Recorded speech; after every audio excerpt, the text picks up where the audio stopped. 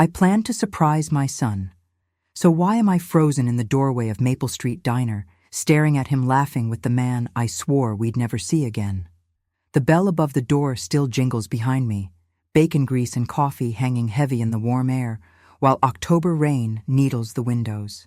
My fingers bite into the bakery box I brought, the waxed string cutting my skin as his father leans in and touches my son's wrist like he has any right. The neon open sign flickers red across their faces, and Daniel's smile, my Daniel's smile, matches the dimple on the man who vanished before his kindergarten graduation. My heart thunders so loud I can't hear the hiss of the griddle, only the sound of 30 years collapsing like a diner stool kicked out from under me.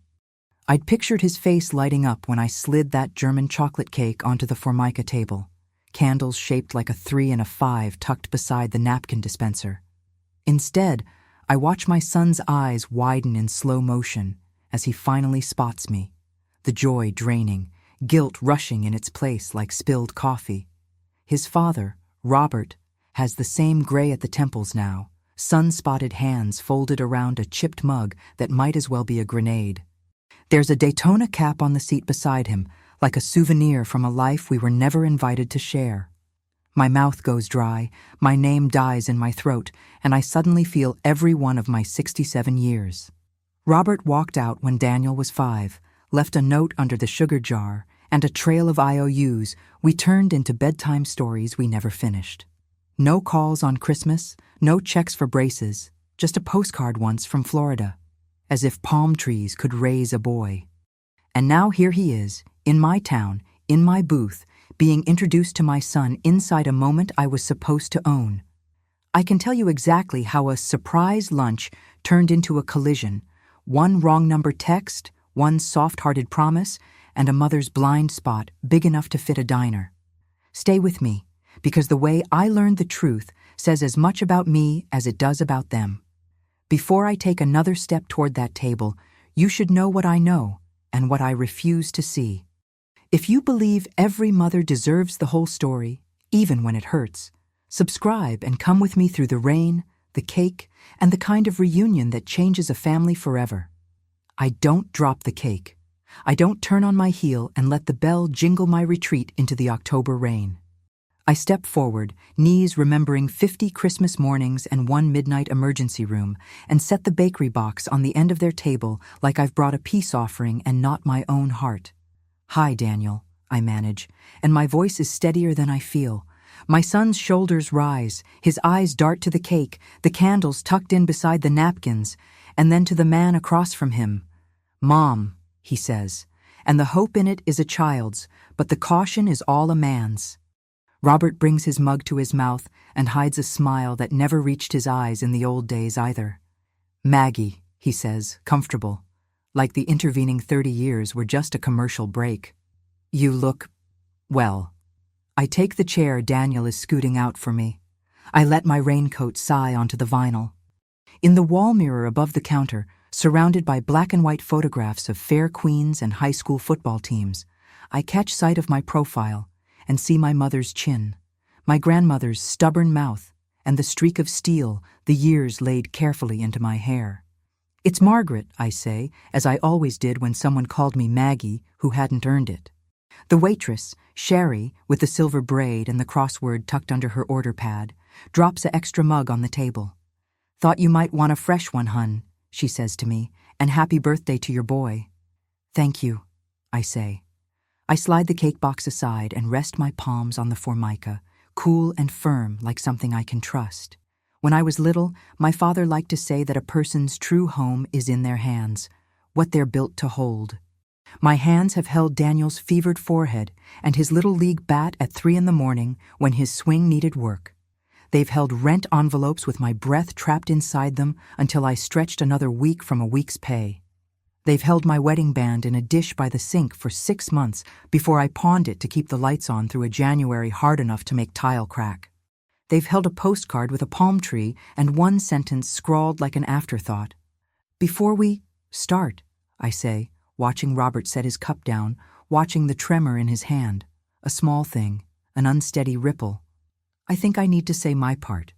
Because if we're going to sit at a table together, We're going to put everything on it. Daniel looks like he used to when he couldn't decide whether to say, "I'm sorry," or "It wasn't my fault."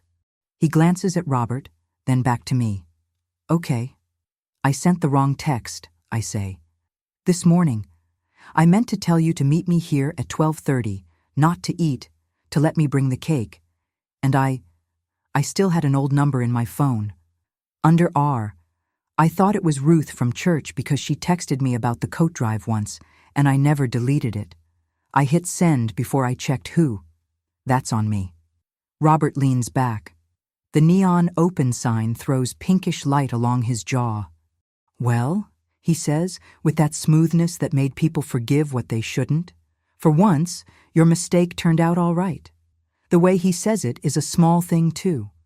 But small things add up until they become a weight you have to name. "It wasn't an accident for me," Daniel says, quick, his eyes on me now. "I mean, your text was, but I would have talked to him anyway. He reached out a few weeks ago. He found me through—" He swallows. He asked for an hour. I promised him that. I didn't want to blindside you on your own surprise. I thought—" He stops and presses his fingers to his temple like he's warding off a headache. "I thought we could do both.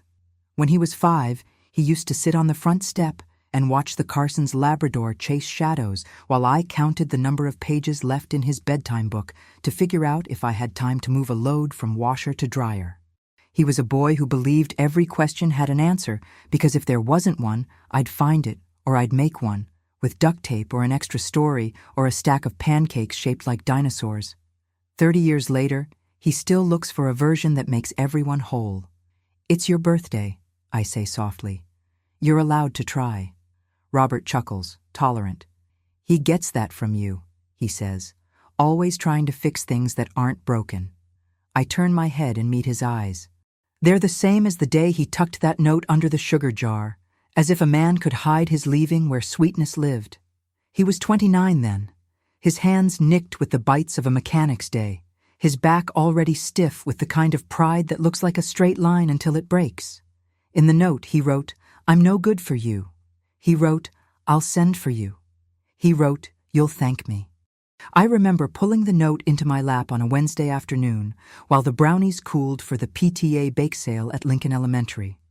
I remember the way the oven clock blinked 12 because I hadn't been able to afford a repairman to fix the power after the storm.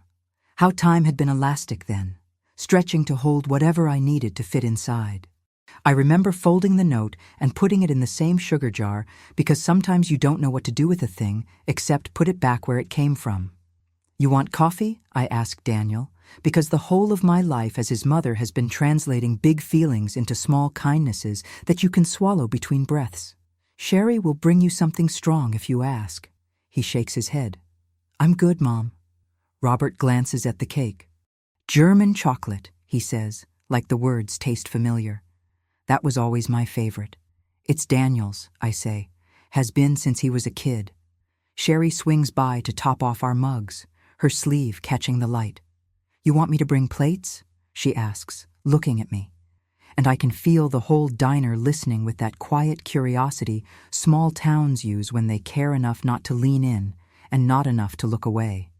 "Yes," I say. "And can you light the candles?" Her eyes crinkle. "Anything for him." When Sherry goes, I unwrap the string from the box and lift the lid. That smell, pecans and coconut and the sweetness of birthdays I kept whole even when the rest of the week was falling apart, rises warm and sure. For a moment, the diner dissolves and I'm at our kitchen table with the lemon oil rubbed into the wood and Daniel's construction paper crowns taped crooked on the cabinets. He would insist we save the candles, wax drips and all, in a bag in the freezer, as if birthdays were a resource you could stretch. "I didn't know," Daniel says, so quiet. "About the text, I was going to tell you after lunch. I thought if you could see him and if it wasn't terrible, then it doesn't have to be terrible," Robert inserts. "Unless you prefer it that way." "There it is," I say, and it comes out more calm than anything inside me. "Right there." "What?" He spreads his hands, and the sunspots on his knuckles are the only sign he's lived a life that included more than muscle memory and the kind of smile that covers a debt. That little edge, I say. You always did like to sharpen kindness until it could cut. His mouth tightens. You always did like to play the injured party. I breathe in the smell of coffee and rain and fryer oil. Enough America in the room to anchor a parade float and let it out slowly. Let me tell you something, Robert. And Daniel, I want you to hear it like a memory, not a weapon. I press my coaster flat against the damp ring it's already made. After your father left, I learned to change the oil in the Chevy because there wasn't money to pay someone, and because I didn't want you to think we were the kind of people who gave up on things that took care of us. On Tuesdays, I worked the cash register at the pharmacy until close and brought home dented cans of soup Miss Rose put aside. On Wednesdays, I wiped down tables at St. Luke's after the AA meeting because it made sense to mop where there had been pain. On Thursday nights, I did the PTA treasurer reports at our kitchen table with you asleep on the couch and the radio playing the baseball game low enough to sound like the ocean. When your braces bill came due and the insurance only covered a percentage that might as well have been a prayer, I made a list of everything in the apartment that had value and picked the third thing on it so it wouldn't feel like I'd allowed disaster to choose. We ate a lot of beans, but we always had cake on your birthday. You never knew there were choices because I made sure the only choice you had to make was what wish to put into those candles. Daniel's hand finds the edge of the table. The little dimple in his left cheek, the one he got from Robert, softens as he swallows. I'm not saying this to make you feel sorry for me, I add, because pity is a draft that leaves a kitchen colder. I am saying it because I want the record to have truth on it. We did not fall apart. Your father stepped aside, and we learned to dance with fewer hands. Robert rubs his thumb along a crack in his mug's glaze. You always had a way with words, he says, but it's not a compliment. It's an accusation, the way I knew he would make it whenever he felt pressed. He thinks words are tricks. I think they're tools. Why did you leave? Daniel asks. He has never asked me this, not like this, not with his father's breath fogging the question as it rises. Robert turns the mug, handles it like he's turning a problem. I wasn't good at being still, he says finally, and I felt trapped. You know how some men get, like the walls are closing in, and if you don't run, you'll suffocate? I was 29. Everyone in town knew my business. Your mom had a list on the fridge, and nothing on it looked like me. I knew I would hurt you both worse if I stayed and turned mean. That's tidy, I say, because the part of me that has spent 3 decades smoothing spills is tired of absorbing. You left a note and a handful of reasons, and called it kindness. That's not the story I had to tell Daniel at bedtime, when he asked why his daddy didn't clap at the spring concert or why his class had to decorate a smaller shoebox at the Valentine's party. Robert shifts, the chair squeaking. You think I didn't hurt? I was miserable in Florida. Sometimes I slept in my car. I missed the way this town smells after a storm and the way the streetlights go dark at exactly midnight on weekdays. I missed my son. He says the last word like it hasn't traveled through 30 years of unsent child support and unanswered Christmas mornings before it reached his mouth. Daniel's jaw moves. He watches both of us like he's in front of a TV again, catching the ball game and waiting for me to explain the plays. Sherry returns with a matchbook from the bowling alley, strikes a flame, and touches it to the wicks. 35 years burn in 2 small tongues of light. The diner goes quiet in that way diners do when something holy is happening that costs $2.99 and a slice of pie. Make a wish, I say to my son, and I choose not to look at Robert because this is a lane only Daniel and I get to ride in, tickets punched far before this afternoon. Daniel leans forward. He always closes his eyes for wishes, like he's listening for the right one amid the clatter of the world. He blows, and the smoke threads upward into the hum of the lights. Happy birthday, kiddo, I say, and it's the one nickname I never stopped using because it holds so many years when he was. I cut the cake cleanly, 2 big slices and 1 smaller because I know the way they eat. I set a piece in front of Robert because it's a habit I can't break, to feed anyone at my table. He picks up his fork. Looks good, he says, just like you used to make it, Margaret. The correction costs him, I can tell. There's always been something in him that resents meeting someone where they're standing instead of dragging them to the place you prefer. So, he says around a bite, I did ask Daniel for an hour. We met once before, actually. Just for coffee at that place on Main with the black and white tiles, Bean Barn. He wanted to know things I could answer. What he weighed when he was born. Whether I used to take him to the park. He asked if I ever carried him on my shoulders. He glances at me, as if daring me to contradict recollection with ownership. I did, you know. Used to hum, "Take me out to the ball game," and stomp my feet like the old bleachers when we went to the county fair. You did, I say, because if there's a ledger, I don't mind writing that in too. You were good at fun. I was good at everything else. He chews, swallowing slowly. He reaches into his jacket pocket to adjust something, and a corner of a manila envelope peeks out, already softened at the edges like it's been handled too much. Daniel notices. So do I. He has his father's hands, but they curl back when they see paper that looks like it wants a signature. What's that? Daniel asks, because he is a man who knows that a thing on the table deserves a name. Robert's eyes flick to me, then to my son. It's nothing, he says. Just some papers I've been carrying. Robert, I say, and the care I took with his name is deliberate. If you brought anything to this table that needs our boy's name on it, you need to say so now. Your boy, he mutters. Quiet enough only I hear. I hear it anyway. Daniel puts his fork down. Are you in trouble? No, Robert says, and for a heartbeat, relief loosens the grip on my sternum, until he adds, not the kind you're thinking. He taps the envelope. The neon sign hums. Outside, rain needles the window, and a man in a ball cap hunches into his jacket as he jogs across the street. I've had some health stuff, Robert says. Nothing dramatic. The kind of thing men get when they cross a certain line on the timeline and realize the warranty's up. My doc down in Volusia says my numbers are bad. We're looking for options. He asked about family. He looks at Daniel, then at me. He asked if I had a son. Sherry appears at the far end of the counter, sees the shape of our shoulders, and leaves a check discreetly and walks away. I slide my slice closer, untouched. You want a kidney? I say, not cruelly. Just the clear-sighted way I've always said the thing that needed saying when the roof leaked, or the fever spiked, or the car made a noise it shouldn't. Or a part of one. Or tests, at least. Not now, he says quickly, earnestness puddling under his words. Not like tomorrow. They just want to see if I have options. I'm on a list. There are lists now. It doesn't have to be this. He swallows hard. But when I got your text this morning, Margaret, and I saw that there was still a door in your life with my name on a hinge, and then when Daniel agreed to meet me, I agreed to coffee, Daniel cuts in. And questions. Not this. I know, Robert says, and he lifts his hands like he's offering a truce. And I wasn't going to bring it up yet.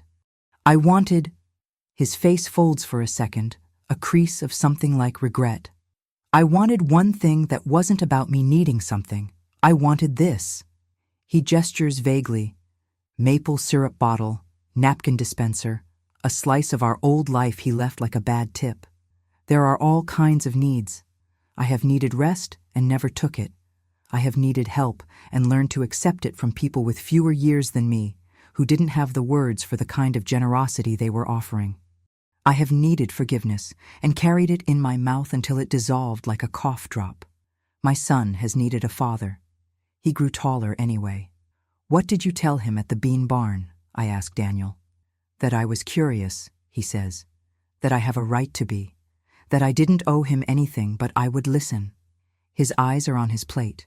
He pushes a bit of coconut with his fork, like he used to push peas.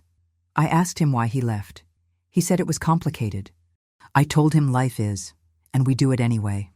He breathes in and lifts his gaze to mine. I told him if this ever touched you the wrong way, I'd stop. It touches me, I say, and feel the truth settle. A bird finding a perch that lets it see the yard. There's no right way for it to touch me, but I can be touched and not break. I look at Robert. If you need tests, if you need to find out if there's a match, you can ask. You can ask our son. The asking is not the sin. What you do with the answer will tell me if you've learned anything I prayed you might. He straightens. For a moment, I see the boy he must have been once, a kid in a cheap leather jacket, racing a car down a farm road at dusk, hands sure, heart sure it could outrun consequence. Then the mask slides back into place. I'm not a villain, he says softly. I know I left. I know I wasn't. I know. He looks at Daniel. I know I don't deserve anything. But can we not put that on the table at a diner like everyone's watching us salute the flag and measure our posture? Everyone will always watch you here, I say. It's Maple Street. We're all each other's business whether we like it or not.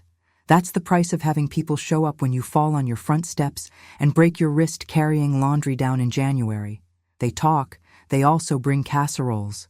I brought you one, Sherry says from my elbow, making me jump. Green beans and almonds, for later. You can heat it at dinner. Consider it my birthday gift to him and you.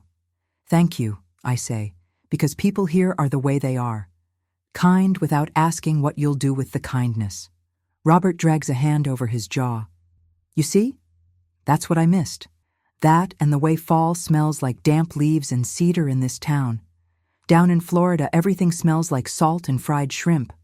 You didn't miss it enough to send a letter, I say. Not one that asked how Braces felt.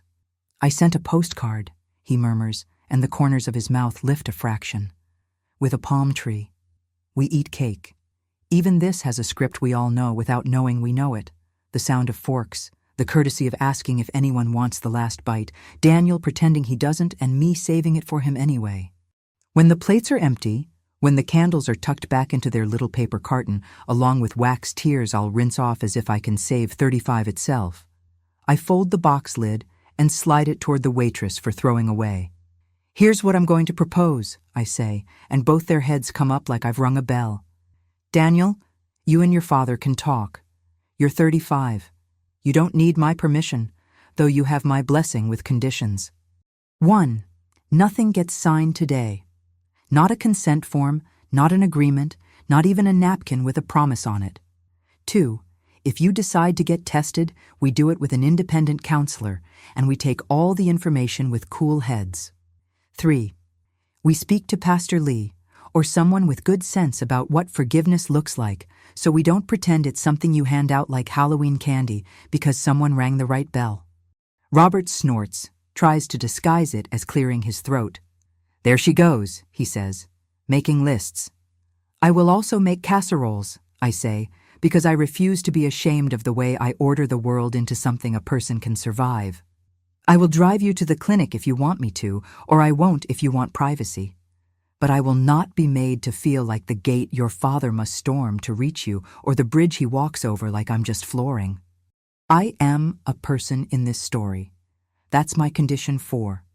Daniel's eyes shine, and he blinks fast. Okay, he says. I can do those. Robert leans in. Margaret, he says, and there's fatigue around my name now, like he carried it too long in a pocket. I don't want to fight you. I know you think I know what you think. He rubs the edge of the envelope with his thumb. But I want to fix what I can. If this is one of those things life gives a man to do right, even this late, I want to do it right. Then start with telling the truth when you feel like making it prettier, I say. And don't call me Maggie. A corner of his mouth actually turns up, rueful and almost human. Yes, ma'am, he says, and for a heartbeat it is 1990, and we are 20-somethings on a futon, our rent $70 short, and our hearts full of thinking our love counted as cash. Sherry slides the check over, and I reach for my wallet. Robert does too quickly. Let me get it, he says. On his birthday? I ask mildly. No. You always did have to be the one, he says, and the edge is back. He doesn't mean me to hear it like a slap, but I've lived long enough to name the shape of words. I had to be the only one, I correct. There's a difference. He sits back, hands up. While I tuck my card into the check holder, Daniel clears his throat. Dad, he says. The word sits between us like a stranger who's come to town with a valise and good shoes. Robert's eyes soften. Daniel swallows. I don't know what I'm going to do. I'm angry. I'm curious. I want to know if I snore the way you do, and if you like your coffee black for a reason. I want to know if I can forgive you and not mess up the way I learned myself without you. But I can't promise anything today. And I can't be your answer. I can be your son. If you can handle the difference, we can start. Robert nods, once, sharp. I can handle it, he says. I can try. It is not the same thing, trying and doing. But sometimes you let a man's try sit a while to see if it grows into do. The receipt comes. I sign. We stand. Robert picks up his cap from the seat where he placed it with that ownership I felt in my bones the minute I saw its brim. Daytona, embroidered white on navy. A world that had our name missing from it in big letters. Outside, the rain has slowed to a drizzle that makes the streets smell like pennies and leaves. We step onto the sidewalk. The courthouse clock chimes 1, and a woman in a blue blazer hurries past with an umbrella decorated with daisies. Robert clears his throat. I'm staying at the Elm Motel, he says, out by the highway. I know it, I say. There's a flicker of memory, a Tuesday night when they rented by the hour a room to a man who needed a shower more than anything else. And Miss Lottie put a clean towel outside the door and said a prayer into a pocket Bible. This town holds people up by the collar long enough to get their bearings. You can call me, Robert says to Daniel, awkward, hope folded into the words like a paper star. He hands Daniel a card, cheap cardstock, with a Florida number. Or text. I'll keep it charged. We will, Daniel says, and I hear the we and feel a tear I hadn't invited. My boy and me. Even now. Especially now. Robert turns to me. The easy half-smile that used to knock me off balance now makes me find my anchor in the way my shoes fit my feet. Thank you, he says, for the cake, and for not making that a scene. I learned long ago that life will make a scene without your help, I say. You either bring a towel or you bring a match. He laughs once, surprised, and in that sound I hear the man I once loved and the boy he never stopped being, braided. He moves toward the curb. The drizzle makes his hair look darker at the temples. He lifts a hand in a half-wave. Happy birthday, son. Thank you, Daniel says, and his voice is steady. He stands and watches his father cross the street, watch him pause at the median, watch him disappear into the second-hand light of a day that didn't ask for this. We wait until the door of the Elm Motel swallows him. We wait a beat longer, because sometimes leaving needs a buffer. Walk me to the car, I say to Daniel. And he does. We go slow. The maple trees along the street drop big gold leaves onto the sidewalk, and he scuffs them with his shoes like he did when he was 8 and couldn't resist a rustle. You mad at me? He asks at last. I'm mad at the world, I say, for fitting too much in one lunch. He bumps my shoulder with his, a taller echo of the boy who used to thump into me when he was proud of something and didn't know how to say it. I didn't want to hurt you. You didn't, I say, honest in the only way that matters. You tugged on a seam. It was going to tear someday. Better in daylight. We reach my old sedan, the one that sounds like a tractor if you turn the key too quick. He looks at the back seat, still carrying a charity box of winter coats I promised to drop at the church. My whole life is tucked into that car. Coupons in the glove compartment, a half-full bag of caramel corn from the county fair, a paper map from before phones make us think we can never be lost. You meant it? He asks. About the counselor, about tests, about conditions. I did, I say. And I meant it about you being free. You don't owe me revenge. You don't owe him peace. You owe yourself truth. That's it. He nods. You're good at those. I've had practice. I open the driver's door, then let my hand rest on the frame. One more thing. If he asks you to co-sign something, he groans a laugh, and the dimple shows. Mom, I have to say it, I insist, and the old rhythm lives in my voice, the one that recited the dangers of strangers and the importance of looking both ways. If he asks you for a loan, a signature, a favor that looks like a bridge and will feel like a cliff, you call me. I don't care if it's 2 a.m. I will put on my slippers and come sit on your couch, and we will read every line. Okay, he says, and he means it. A woman from our church walks by and waves. Happy birthday, Daniel, she calls. Your mama's cake is the best in 3 counties. Thank you, Mrs. Hargrove, he says, and the ordinary is a benediction. I slide behind the wheel. He leans down and kisses my forehead. When he was little, that kiss could wipe away any hurt. It still can, today. Dinner tonight? He asks. I'll pick up barbecue from Webb's. We'll eat with our knees touching the coffee table like we always do and watch the game. Sounds perfect, I say, and mean it. Life allows perfect in small helpings. You take them when they come. He steps back. I start the car. The engine coughs, catches. On the passenger seat, Sherry's casserole warms my air with the smell of home. I pull into traffic. The courthouse clock chimes 1:30. A dog somewhere shakes rain off its coat and trots toward a porch light. The maple leaves in the gutter make a river of color. I roll down the window and let the air in. It smells like damp and beginnings. At the red light by the high school, I remember the first time I sewed a costume for Daniel. Wilbur from Charlotte's Web, pink felt ears and a twisty tail out of pipe cleaners I bought at the Dollar General. He'd refused to take it off for 2 days after the pageant and slept on his stomach to keep the tail safe. I had watched him breathe and thought, this is everything. When Robert left, I had thought, this is still everything. When he returned today with his envelope and his need and the echo of my own choices still ringing, I thought it again. I am not the girl who believed love could be a roof without walls.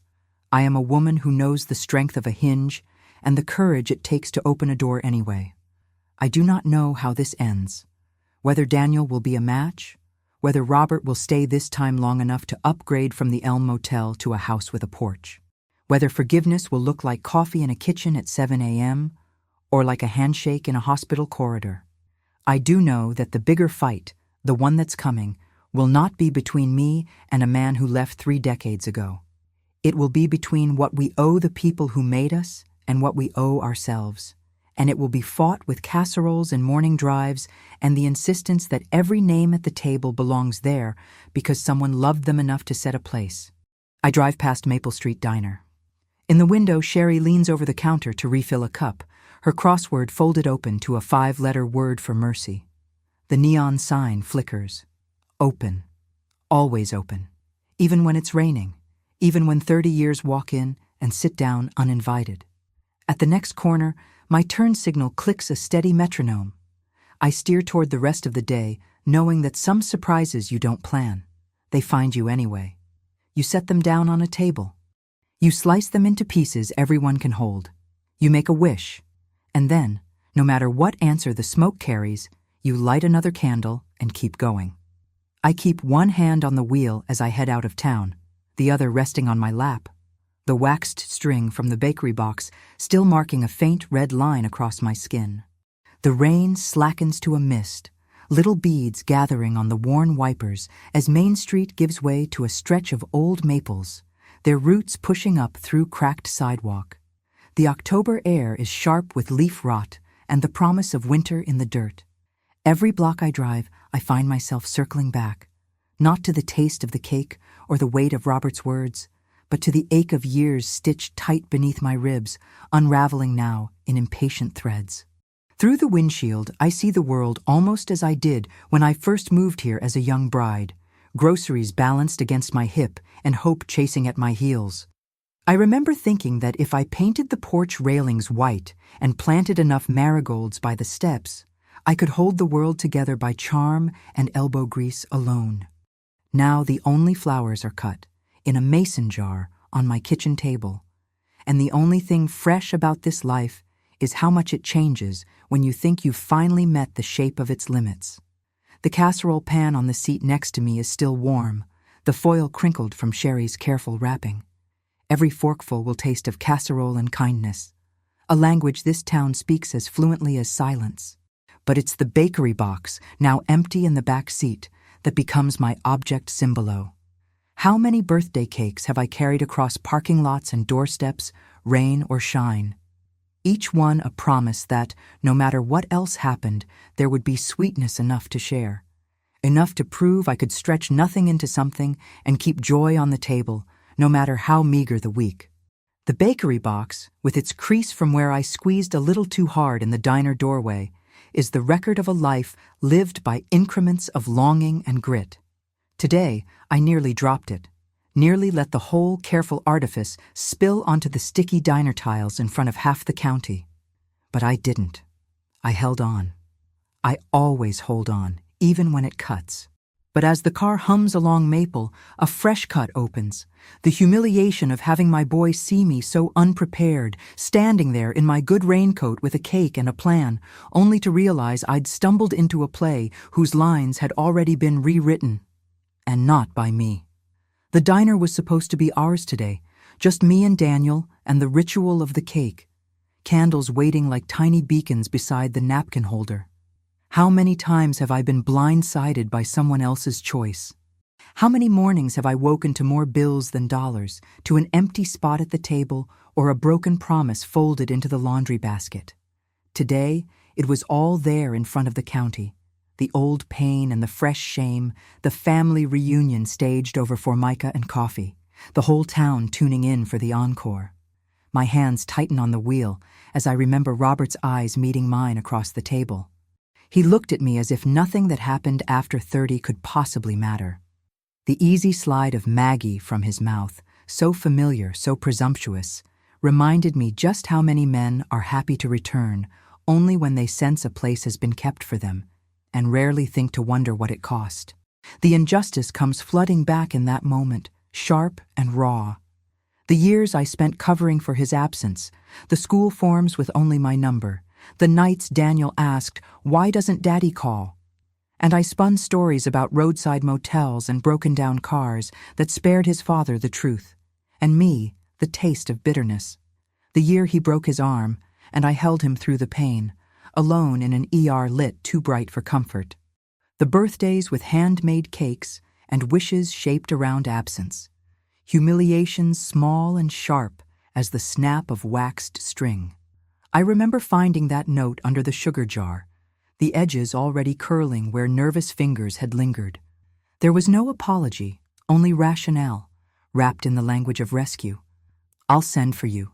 You'll thank me for leaving." Who was rescued? Certainly not Daniel or me. Years of stretching a grocery budget until persistence became resistance, of learning how to fix the damn Chevy's timing belt and how to keep a child's faith from crumbling, when the only faith I had left was that the rent might be doable next month. Each sorry I swallowed in those years grew heavier, pressing down into my chest until today.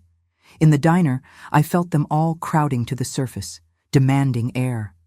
And yet, when Daniel looked at me, not the way he looked at his father, searching for a resemblance or a right to be seen, but at me, his mother, I saw in his eyes the cost of every safeguard I'd built, the longing to understand, the weariness of trying to navigate a world where the people meant to love you could vanish and return like storms, visible, unavoidable, and always promising a fresh reckoning. That's when it happens. When I finally feel the hinge shifting at the base of my heart. Enough. Basta. I cannot keep propping up a door only to have it opened without asking. I cannot keep swallowing the hard slices of shame and calling it supper, not for Daniel and not for myself. I am 67 years old, and I have learned to carry a whole family in 2 hands. I will not let those hands be pried open for someone else's needs without my say-so. The moment of basta comes not with a shout, but a certainty as clean as the first breath after you stop crying. I get to choose the terms. I get to draw the boundary. The bakery string in my purse is still sticky and smells faintly of coconut, and I wind it around my finger as I turn onto College Avenue. The little loop bites enough to remind me I am still here. I pick up my phone at a red light and dial Daniel. He answers on the second ring, voice cautious. "Mom? You okay?" I rest the string on the dash, throat tight, not just with what I want to say, but with all that I must admit to myself first. "You're coming for dinner still?" "Yes." "You want to talk?" "I do," I answer. "But Daniel, this time we do it my way. I want your father to know what it cost to pull that chair up to our table. I want people to know what a mother gives up and what she keeps. I think it's time." He hesitates, voice small. You want… what? To tell people? I do, I say, and the decision lands as gentle and permanent as a falling leaf. After so many birthdays spent hiding the missing, I think I owe us both the truth. Not just between us, but among us. The whole story. Starting with what it means to show up after all this time and ask for a slice of something you never baked. He's quiet. I can hear, beneath the silence, the hum of the life we made together. The one that always had a room set aside for hope, but never called it by name. Me too, Mom, he says finally. Tell it how you see it. I nod, though he can't see me. I will. My mind turns to the big sign out front of the church. Community dinner, this Sunday, all welcome. Maybe I bring a double batch of German chocolate cake. Maybe I let my hands do what they've always done, offer, serve, hold, but this time I let the story live in the open. Maybe I tell it from the folding chair in the basement, Daniel at my right hand, the bakery string coiled in my pocket, and Robert somewhere, maybe among friends, maybe on the road again, but not in the driver's seat of my story. Maybe I start by showing how injustice accumulates, tiny daily humiliations, a phone bill unpaid, a little boy's Christmas list shortened to fit a one-salary dream, the pitying looks from neighbors that feel like salt in a split lip. Maybe I say aloud what so many others only whisper behind closed blinds, that survival is not a matter of chance or luck, but 100 choices made against the odds, 1,000 humiliations endured until you learn their pattern and name. Maybe I tell them about the nights I folded the sugar jar note and tucked it back, not because I forgave, but because I couldn't imagine yet how to write my own ending. And then, for the first time, I might pull out that faded postcard from Florida, the one with the palm tree and the brittle promise. Hold it up, let the room see how hope and absence sometimes fit together in a mother's hand, and how it never once put food on the table or braces on a child's teeth. The plan forms itself as the houses on our road come into view. Front porches decorated for fall, scarecrows and pumpkins, and the sound of neighborly laughter drifting across yards, unself-conscious and warm. I will not go quietly. Not for his comfort, not for mine. I will go aloud, into the place where people know me by the sound of my voice and the shape of my sorrow, and I will lay it on the table for once, the cost of being the last one steady in a story of absences. Sunday dinner. German chocolate cake, double batch. My name on the sign-up list, Margaret. Not Maggie, not his wife, but the woman who held fast. Daniel beside me, the bakery string wrapped tight in my pocket, my voice rising to fill the fellowship hall with a story that is not about bitterness, but about balance. The strength in naming not just the kindnesses, but the injuries. The power in refusing to let someone else decide how your memory will sound when it is finally spoken aloud. The climax will not be a fight, not the slamming of fists or the cutting of words, but the public setting down, surrounded by everyone who ever wondered, of the truth I carried alone for 30 years. The raw accounting. I loved. I lost. I gave until there was nothing left to give, and still I baked a cake. Still I waited. Until now. I will let the town see me, truly see, because there is no shame in surviving someone else's selfishness. There is only courage in telling that you did, in refusing to let the story end with you silent and the world assuming what it pleases. As I pull into my driveway, the wheels crunching over wet leaves, I let myself imagine the scene. Folding chairs pulled up to long tables, casseroles steaming, the laughter of children in the hallway. I place the empty bakery box on the counter and loop the bakery string over the handle, a talisman, a receipt for all that's been paid. Sunday will come, and with it, the telling. There will be tears, perhaps anger, maybe even more leaving. But there will also be a kind of peace, the honest kind, hard-won and whole, where the whole town may see who did the staying and who did the giving, and who managed, year after year, to light the candles, no matter how dark the rain. Daniel will sit beside me, uncertain, strong, his hand finding mine beneath the table. And no matter what his father does, whether he runs or stays, whether he comes with another envelope or only empty hands, the story will have been spoken. The weight will be named, the cost counted. The little red mark from the bakery string will fade, but the mark of today will not. I will send the last wish up with the candle smoke, that my son knows he is seen, that I am not ashamed, and that even in the echo of every departure there stands the shape of a mother who would not let the door close forever, even when the bell above it rang like an alarm, and every face in town turned to see who finally spoke. Rain on the roof, the smell of cake in the air, the bakery string on my wrist. It's not the ending I planned, but it is mine. And when Sunday comes, I will be ready, not for revenge, but for truth, for daylight, and for the soft, indelible claim of being heard at last. By the time Sunday arrives, the light through my kitchen window is gold and clear, all the edges of the world washed fresh after so many days of rain.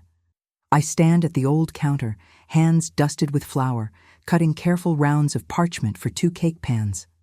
The battered recipe card, my mother's handwriting faded and sure, rests against the sugar jar. Daniel texts that he'll help set up at the church after service. I send back a thumbs-up emoji, which feels at once too modern and not enough. And then I laugh at myself, 67, and still learning new ways to speak to my own child. I crack eggs, let butter come to temperature, melt chocolate. Each step a steadying ritual, the tightening in my chest, unspooling with every measured stirring. There's a bone-deep comfort in the way the cake comes together, layer by layer, sweetened by the memories of birthdays survived and wishes spent wisely. I think of the bakery box, rinsed and drying upside down in the dish rack, its corners softened from so many journeys between home and someone else's table. That box is my ledger, the cake inside, proof that despite everything, I always delivered. As I slide the cakes into the oven, I catch sight of myself in the microwave's dull reflection. Hair pinned back tidy, earrings my sister gave me last Christmas. The bakery string wound twice around my wrist, like a promise I'm determined not to break. Not this time. I take a deep breath, October's cold edge caught on cinnamon and chocolate, and I smile. I am here. Everything after will be too. The walk to the church is brisk, the air scented with burning leaves. Daniel meets me at the door, his arms full of borrowed tablecloths. "You need help?" he asks, and I think, not for the first time, that the very best things I ever taught him were the simplest. How to set a table, how to make room, how to ask with gentleness in your voice. Inside, the fellowship hall is all bustle and friendly chaos. Kids running circles around the old coat rack, Mrs. Hargrove arranging plates by size, the pastor's wife stacking foil-covered casseroles in their places. I bring in my cakes, greet the friends and half-strangers who've lined up to taste Margaret's specialty. No one calls me Maggie, not here, not today. As we arrange the food, more of our town filters in, nodding and murmuring in the hush peculiar to church basements. The sun angles in through the high windows. It's the same warm, forgiving light that manages to find every dust mote, every scar on these old pine floors.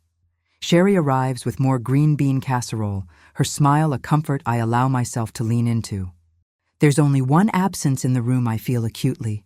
Robert is not here yet, but I sense the undercurrent as folks glance at the door. The town is waiting. I'm ready. After grace is said, and the first round of kids fill their plates, I find a place at the end of one table, Daniel beside me. He squeezes my hand under the tablecloth, and for a moment, I am every age I've ever been. A young mother holding my newborn, a tired woman stretching $5 into Sunday supper, and the one who decides, finally, to speak her truth no matter who is listening. My chance comes sooner than I expect. The pastor's wife taps a spoon on her glass, quieting the room. "Before dessert," she says, "Margaret has something she wants to share. About every cake she's made, and what it means to be family." I can feel my cheeks warm. But I stand anyway, because this is not about shame, but about naming. I look around, meeting every face, pausing last at Daniel's. He nods, small but sure. I clear my throat, heart tapping against my ribs. I've lived in this town near 40 years. I start. Most of you know me from the pharmacy or from the Thanksgiving coat drive or from making birthday cakes. Laughter ripples, kind and knowing. And all of you know my son Daniel. You know that it's his birthday week. You know that every year there's a cake, always German chocolate, always with more candles than seem possible. I let myself smile. But what you may not know is what each of those cakes has cost, or what they've meant, not just to him, but to me. I tell them, not everything. Some of that belongs only to us. But I tell them about nights spent alone, about the time it took for me to learn how to fix a car by flashlight, about scraping together enough to keep the lights on and still have something to put a candle in each October. I let them hear for the first time the silent work of holding something together when a piece of it has chosen to leave. My voice catches when I say, we have had absences in our family, as some of you know too well. And sometimes the hardest thing is not what's missing, but carrying all the small bits that remain. It's the carrying that matters, the holding on, even when you'd rather lay it down because it's too heavy or because no one notices how much you hold. I reach into my pocket and pull out the coil of bakery string, blue and white, still faintly sweet. I hold it up. Let the room see the gentle indent it has made on my palm. This is from the box I carried to the diner this week, a box I almost dropped, to be honest, a box that's held more birthdays, more apologies, and more wishes than I can ever count. It has stretched to carry what needed holding, year after year. Sometimes what we carry leaves a mark. I smile, and it is not sad, not anymore. But I have learned that the mark is proof, that we didn't let go, that we were here. The room is still, more so than any church basement has a right to be. Daniel's eyes shine. At the far end, I see Robert slip in quietly, standing by the coat rack. He looks tired, older than in the diner, as if he's felt the weight of all the years in a single weekend. I meet his eyes. I nod, and he nods back, something tender and bittersweet shared between us. He finds a seat, silent, listening for once. I go on, voice sure. Sometimes people come back after a long absence, and it would be easy to let all the old pain do the talking. But that isn't why I baked today, and it's not why I stand here. I am here because I want my son to have the cake and the wish, and to know, finally and fully, that nothing he could ever do or choose will unseat my love or erase what we survived together. I look straight at Robert, and my voice is gentle. And I want those who left to know what they missed was not just the cakes, but the quiet way a life is held together, piece by piece, bite by bite, long enough for someone to grow up strong anyway. I sit down to applause that is less about noise and more about release, a collective exhale of what we've all carried and dared not name.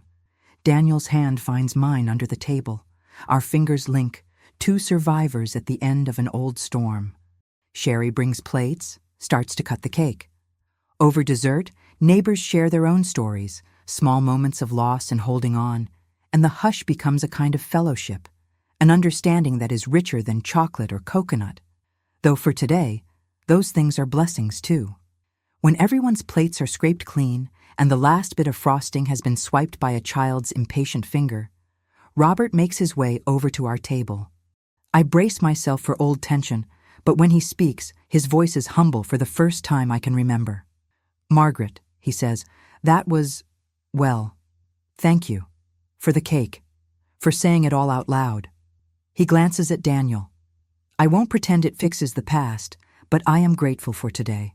He hesitates, then holds out his hand, frail, marked with sun and time. I shake it. Not because all is forgiven, but because this too is something to let go. The old bitterness not to forget, but to make room for something finer. When Daniel hugs his father as we leave, it's tentative, but it's real. A beginning on a day I thought would only ever mark an end. They walk side by side to the parking lot, talking quietly. Baseball scores, the way the air smells after rain, maybe even what forgiveness requires. I drive home that afternoon, the bakery box empty and folded in the back seat, the string a soft reminder against my skin. There is calm in me that wasn't there before. A peace that is neither the settling of dust nor the erasure of sadness, but a new shape that lets both hope and old wounds breathe. At home, Daniel comes by for a late cup of coffee. We sit together in the living room, the light slanting across old photos and dog-eared books. And I realize there are places now, literal seats at my table, for every part of our story, for what we survived, for what we lost, and for what we still get to choose. As I close my eyes that night, the last thing I feel is the faint pressure of the bakery string and the surer weight of my son's hand in mine. Life does not promise a clean slate or an unbroken cake, but it does offer moments of sweetness, a wish blown into candle smoke, a story told and truly heard, a peace that grows fierce from all it has endured. If you've ever carried more than you thought you could, if you've ever had to stitch together your own happiness from scraps and wishes, let me know in the comments. Share your stories. Like this if you've ever lit a candle for someone who missed 1,000 birthdays, and subscribe if you believe that every mark, on your hands, on your heart, is proof that you held on. We keep showing up, cake in hand, again and again. And that is how we become the place where hope lives.